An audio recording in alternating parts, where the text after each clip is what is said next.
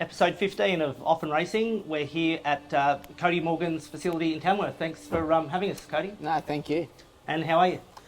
Very good. It's, the weather's really improved over the last week. It's been a pretty cold, dreary winter, wet winter up here, so sun's out and the grass is growing, so it's good. Brilliant. And 2 winners at the most recent at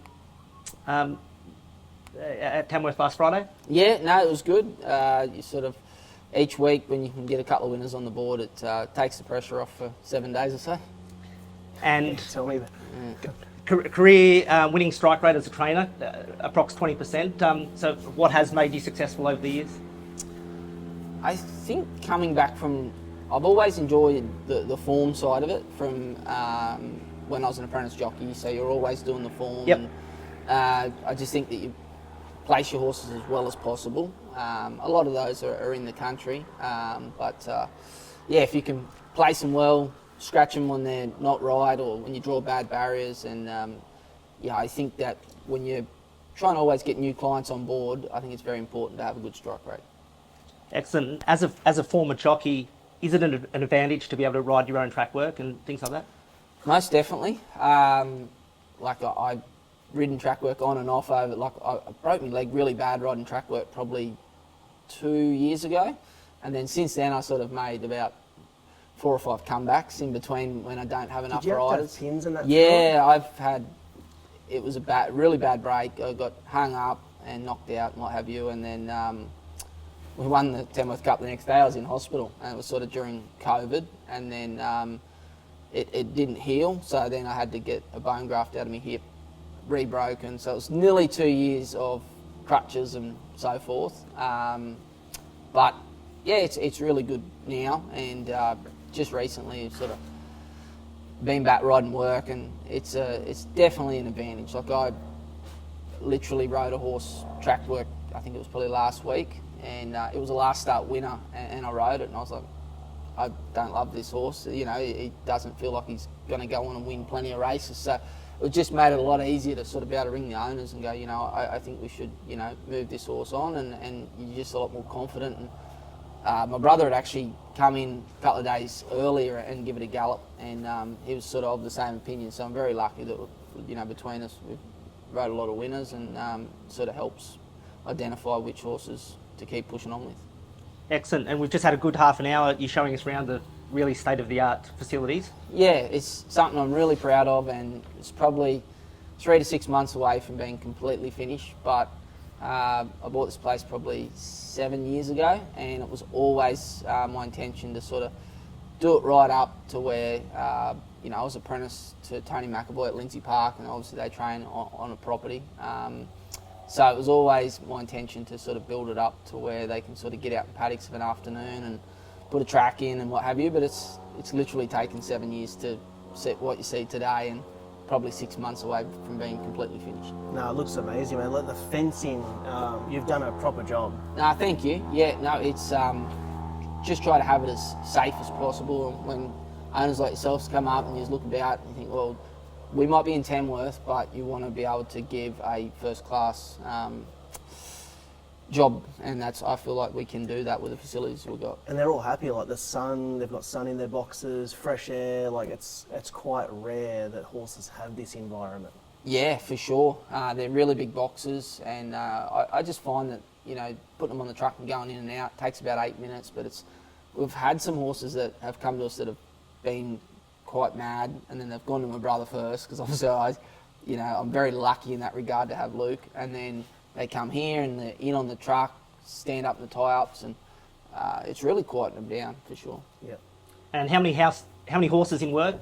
We always we can cater 30 here, and it's sort of good. I purposely didn't build any more than 30, so I can't have any more than 30, and it's just a nice number that we can work with. You know, if we get down to 25 or up to 30 again, we're in at the track over the last few years. We've had 50 in work, and I just find that you do get away from being hands-on, and you do miss stuff, where with this number it feels a lot, you're on top of it a lot more.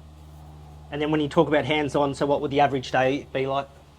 Yeah, well, at the moment we'll go in and saddle up. We'll take the first. I'll drive the car and float in. A truck driver will drive the truck in, and then he's sort of back and forth. Where I'll stay in and ride track work. Tuesdays is normally we get home and the last load about 9 o'clock, and that's vet day. Thursday afternoon, religiously, as the car just pulled up, it's media. She comes up and does a great job and takes photos of all the horses and walk-ups on a Thursday arvo. So those 2 days are, they never really change too much. Afternoons are pretty quiet here. It's Your just most feeder. enjoyable job, mate, the media? Yeah, look, Kelly does a But great the job. owners need it, don't they? Literally, Kelly's here. She'll go to the track first and take videos every Thursday morning of all the horses, and then she'll come out after lunch. Just works really well. She'll come out of an afternoon and we walk them all up and what have you. And then Friday morning is, we'll get the audios out. So, but it's just, if you want to train now, it's just part of the job. Yep. So two Kurrinda horses that we've just had a look at. Yeah. Maybe you could bring us up to speed of the progress of Stern Reminder. Yeah, for sure. So Stern, he's come along good. We give him a real quiet trial the first one. His second trial, Aaron Bullitt rode him. Proved out of sight, as I said to Sean he would. Because Codes rang me the night before. He goes, "Don't stress out this first trial, mate. He's going to have a soft one." I looked at the results. I'm like, "Holy shit!" Yeah, it was soft. Yeah. And he rang me. He goes, "I told you, don't stress." I rang him up and I rattled off about half a dozen horses in the I just normally go to the trials pretty soft that first one, and I just literally let them follow them around. And then the second trial, I like to see a good improvement. And if you don't see a good improvement, it's normally a good indication that they're not going very well. And if they don't trial well the second time, I'll trial them a third time. And if they don't trial well, they're normally out the gate or back in the paddock. So that's the way I like to do it, and we'll continue to do it that way. Yep. Awesome. And snap decision? Yeah, no, I've been riding him well. He's got a lovely action on him, but he's going to take time, and we knew that from the get-go. He's sort of a horse I would imagine that would like to get him to the trials this time in, but I'd say they're sort of kicking off after Christmas, most likely. You never say never. He could really come on from one trial to the next, and before you know it, I'm on the phone saying, "Sean, probably should send this around." He's really come on. Yep. But if not, you just make a decision to sort of tip him out and go again after Christmas. But there's no pressure. Like we've said, I think we've spoken on the phone, haven't we? Like I think we've only probably spoken a few times on the phone. Yeah. I just let Codes do his role, and there's no pressure. When they're ready, they're ready, and the animal comes first, doesn't it? It does, and I've always tried to treat them like I own them myself, and at the end of the day, we're only getting paid if they're going and doing well. So we want to get to the races as much as anyone, but if we're going to get there and not do well, we might as well wait. And it's just pretty black and white. And then both of those horses have come through Luke Morgan's system? Yeah, as most of mine do. I'm very lucky like that. They'll be at Luke's. Like, it's so easy because I'll see him at the track or what have you, and he'll be like, I'll say, "Oh, look, that one's due to come to me." He's like, "It'll be here for another month," so he knows where they're at, or one might be there only 2 weeks. He's like, "This thing's just going really well. You might as well take it earlier." So it does work in really well like that. And then just even the last bit where I had a couple of riders get injured and what have you, he's been able to ring him and got to pay him, but he does come in and it's just so handy for him to be able to do gallops for me. And he doesn't say much. He got off a couple the other morning and reflecting fame, he galloped him. I said, "Gonna win?" Yes, yeah. And but that was about the extent of it. That one? Yeah.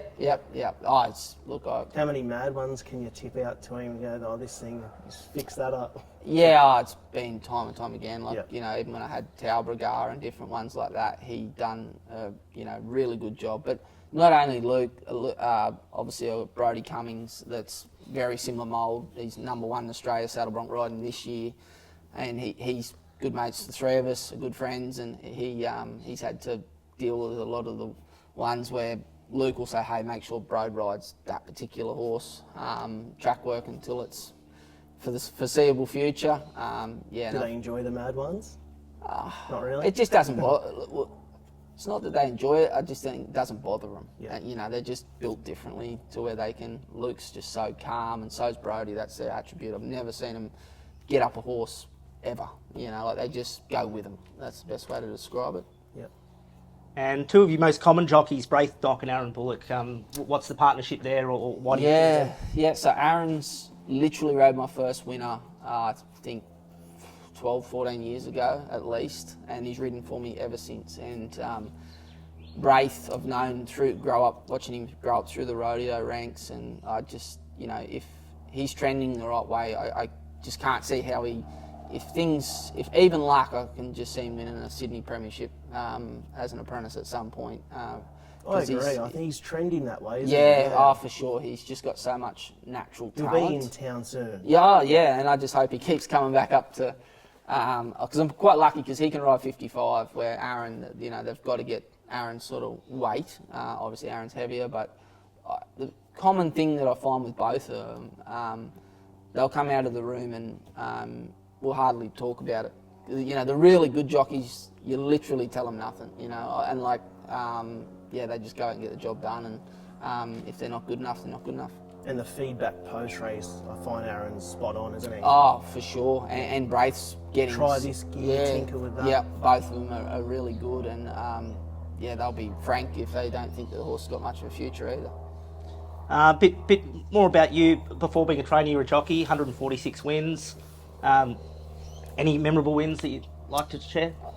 Always the first ones. I always remember that. Obviously, I was apprentice to Tim Martin, like way back when I left school in year 9, and so did Luke. And with the proviso that if we didn't make it as jockeys, we had to go back to school. And I didn't want to go back to school, so we really tried our best. I come through with Mitchell Bell. We had our first race ride in the same race, Kurrinda, and Tim was the dominant trainer up here at the time, well, the whole time he trained up this way before he went to Sydney, and he had 2 in the race, and he brought up an apprentice from Sydney, Mitch Newman, who was the leading apprentice in Sydney at the time, and put him on the $2 favourite and put me on the outsider. I think knowing full well that mine was the one going better, I was completely unknown to it, and I really didn't know where I was. The gates opened, and I'm sure Tim and Craig looked after me, and it won, and I thought, how easy is this? And it was a lot harder than I first thought, but it was really good. I outrode my country claim, and then I always say if I was a horse, I was placed very well, because I probably would have went to Sydney and not done...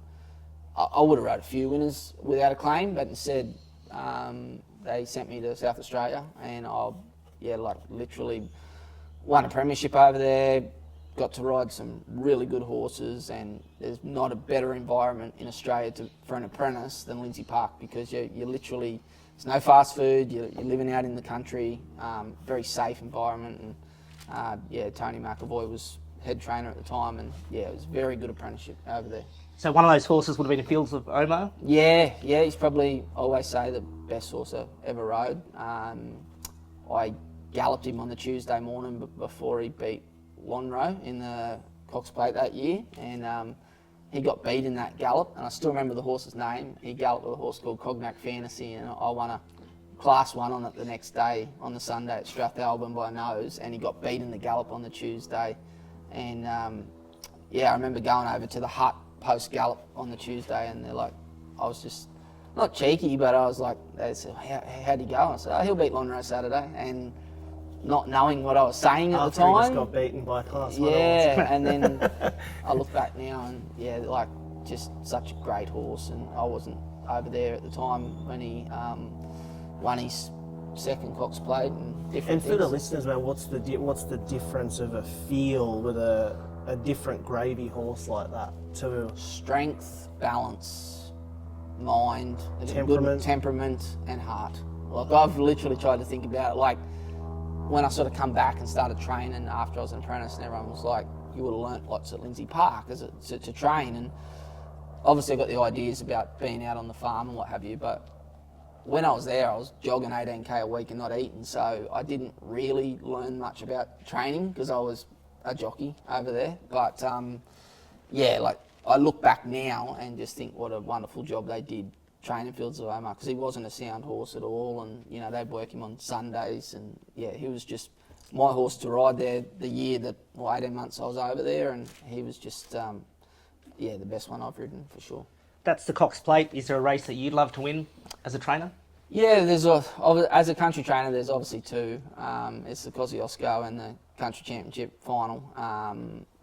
Fourth is as close as I've got in the Cosy, and we ran second in the country championship final a couple of seasons ago. So we're very lucky with Racing New South Wales. They've literally put goals for country trainers now. I think 10, 15 years ago you were just whacking away doing your best. Where now I feel like any leading country trainer are doing probably just as much media as the city trainers, really. And you're playing 12 months out now, don't you? Like probably more. Literally, like it's the horses now, like they could be winning in March, April, and you think, well, we'll put this one away for a Kosciuszko or what have you. So and you sort of literally got two grand finals, one at the start of the year with the country championships, one at the back end of the year with the Kosciuszko, and they're just great races to be involved in, and hopefully one day I could win either. I'd be happy. Brilliant. And what's the future for Cody Morgan Racing? Yeah, really, it's in its infinite stage as far as getting this set up out here and sort of continually try to have a really good strike rate. No intentions to move, no intentions to get bigger. It's just about maintaining a really good strike rate, and that's my biggest thing, I reckon, and just churning out winners and keep turning them over.